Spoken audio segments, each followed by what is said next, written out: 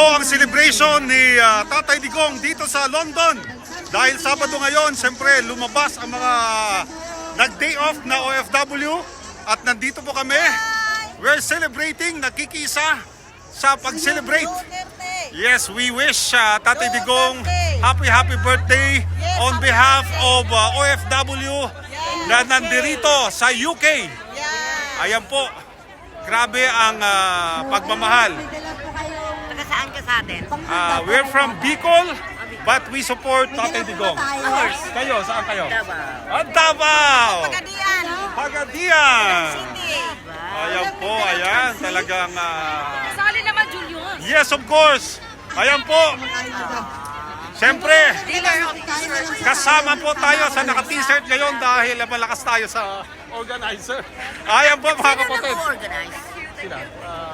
Pero siyempre, mga tropa pips natin yan eh. Grabe, salap kami sa inyo, Oo, darling. talagang kung hindi dahil sa mga organizers, hindi mabubuo ang ating suporta sa kay Tatay Digong. Kaya kailangan talaga na magkaisa at iparamdam ang pagmamahal. Ayan po mga kaibigan. I'm from New York. I just From came New here. York. Wow. Welcome to London. I'm staying for a week here. I just took my quick break to see you guys. Yes, I heard yes, you're yes. from Of course, you're I was most so welcome. You're most welcome. Ayan po, mga kapatid.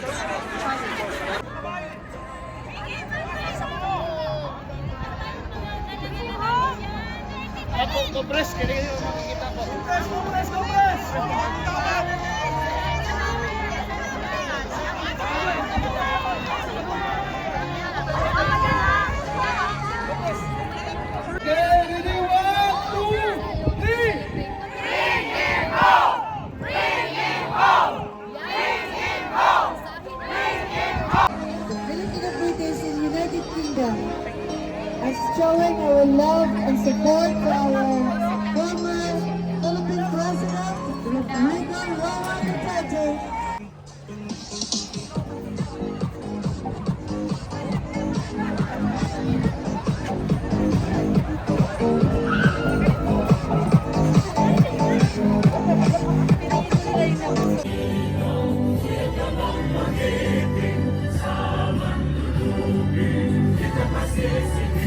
Sa dagat at bundok, sa simoy at langit ko'y buhay.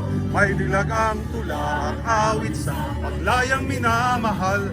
Ang kislap ng watawat mo'y tagumpay na magdiningning. Ang bituin at araw na kailan pamay di magdidilim.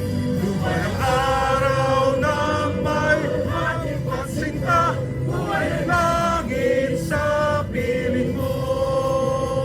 Aming ligaya ng pag may mga api ang mamatay ng dahil sa'yo.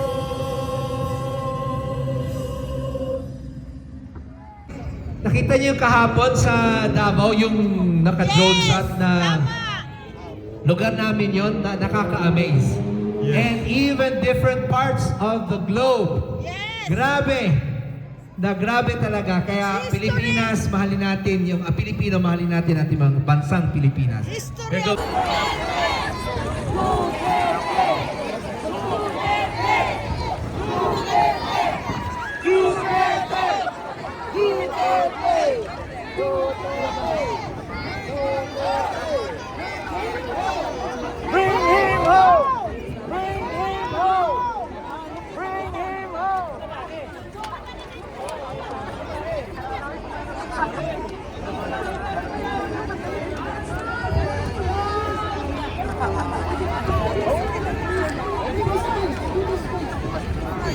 T-shirt! Bank transfer!